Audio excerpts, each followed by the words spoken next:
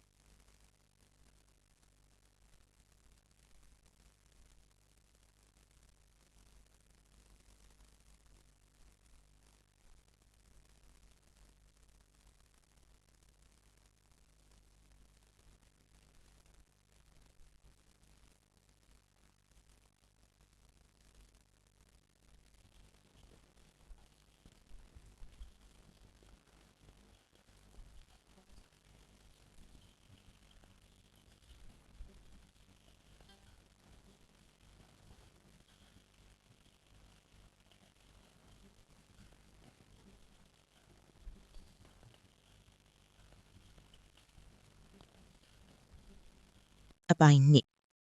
တကယ်တော့တန့်စင်ခန့်ရဲ့လေဝင်လေထွက်ပေါက်ကိုကြိုတင်ပြင်ဆင်ထားတာပါကာဗွန်ဒိုင်အောက်ဆိုက်ဓာတ်ငွေ့ကြီးအဆက်မပြတ်စီးဝင်လာတာကြောင့်အဖြူရောင်ဓာတ်ငွေ့ကြီးအလုံးရင်းနဲ့ထွက်ပေါ်လာခဲ့လေပိုင်ရှင်ဖြစ်သူဟာအန်နီရဲ့ရှူမန်းတီထွားပြီးတကားကိုဖွင့်ကထွက်ပြေးဖို့ကြိုးစားပေမယ့်တကားကအပြင်ကနေပိတ်ထားပြီးသားလေအပြင်ကဖုံးဆုပ်ဆက်ရဲ့စူညံတန်းကြောင့်လေသူမရဲ့အကူအညီတောင်းတန်တွေဟာဖုံးကွယ်သွားခဲ့ရတယ်မိနစ်အနည်းငယ်အကြာမှာတော့ပိုင်ရှင်ဟာအာအင်ကုန်ခံပြီးကျမ်းပင်ပေါ်လဲကျသွားခဲ့တယ်ဒီလိုနဲ့ဝန်ထမ်းတွေအားလုံးရဲ့ပူးပေါင်းဆောင်ရွက်မှုကြောင့်ပိုင်ရှင်ဖြစ်သူကိုတဲလွန်စာမကြံပဲရှင်းလင်းလိုက်နိုင်ခဲ့တယ်။ဒါပေမဲ့ရဲရရှိချန်ကတော့တကားလက်ကင်ကအချစ်အရာတွေကိုကြည့်ပြီးတန်တရားဝင်လာတယ်။အကယ်၍သူဟာမတော်အဆချော်လဲပြီးတေဆုံးတာဆိုရင်ဘာလို့ပြန်ထပြီးတကားဖွင့်မှုစူးစမ်းခဲ့တာလဲ။ဒါဟာတေချာစီစဉ်ထားတဲ့လူသားမှုပဲလို့သူကောက်ချက်ချလိုက်တယ် အပိုင်း3အစကတော့တိုက်ဆိုင်မှုလို့ထင်ခဲ့တာဒါပေမဲ့ဝန်ထမ်းအားလုံးဟာစီးကန်းတစ်ခုတည်းကိုပဲတွားခဲ့ကြတာပါအဲ့ဒီမှာမင်းမင်းစုံစမ်းကြည့်တဲ့အခါထိတ်လန့်စရာအဖြစ်မှန်တွေကိုသိလိုက်ရတယ်ဝန်ထမ်းအားလုံးရဲ့ကိုယ်ခန္ဓာထဲမှာအမီမတိဓာတ်ပစ္စည်းတစ်ခုတူညီနေတယ်အားလုံးမှာပုံမှန်မဟုတ်တဲ့လက္ခဏာတွေရှိနေကြတာတချို့ဟာစပိန်တွေအပြင်းထန်ချွတ်တယ်တချို့ဟာလက်သေးတွေပျက်စီးကုန်တယ်တချို့ဆိုနားမကြားတော့တဲ့အထိဖြစ်နေကြပြီအိုးအဲ့ဒီပိုင်ရှင်ဟာနာမည်ကြီးဆေးဝါးကုမ္ပဏီအခုကိုတီထောင်လို့ဖြစ်နေတယ်ကာကွယ်ဆေးကိုအမြန်ဆုံးအောင်မြင်စေဖို့အတွက်ဝန်ထမ်းတွေမတိအောင်တောက်ရည်တိုင်ကြီးတွေကိုကာကွယ်ဆေးတွေထဲကျွေခဲ့တာပဲ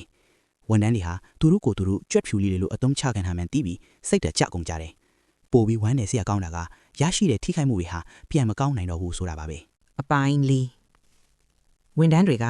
ဥပဒေဆိုတာစင်ရဲသားဘက်မှာဘယ်တော့မှမရှိဘူးဆိုတာသိနေကြတယ်။ဒါကြောင့်လေသူတို့ဟာကိုယ်တိုင်တရားစီရင်ဖို့ဆုံးဖြတ်လိုက်ကြတာပေါ့။အဖြစ်မှန်ကိုသိလိုက်ရတဲ့ရဲရရှိချန်ဟာစိတ်ထဲမှာမကောင်းဖြစ်သွားတယ်။ကုမ္ပဏီကိုပြန်ရောက်ပြီးဝန်ထမ်းတွေကိုကြည့်လိုက်တဲ့အခါသူ့ရဲ့စိတ်နေစိတ်ထားကလုံးဝပြောင်းလဲသွားခဲ့ပြီ။သူဟာဒီလူသက်သမားတွေကိုပထမဆုံးအကြိမ်ဖြစ်ကိုကျင်စာမိပြီးသူတို့ရဲ့အပြစ်ကင်းစင်တဲ့စီစဉ်မှုကိုတောင်ချီးကျူးမိသွားတယ်။တညလုံးစဉ်းစားပြီးတဲ့နောက်တနေ့မနက်မှာတော့ပိုင်ရှင်ဖြစ်သူဟာမတော်အဆချော်လဲပြီးတေဆုံးသွားတာဖြစ်ကြောင်းအထက်လူကြီးစီကိုအစီရင်ခံတင်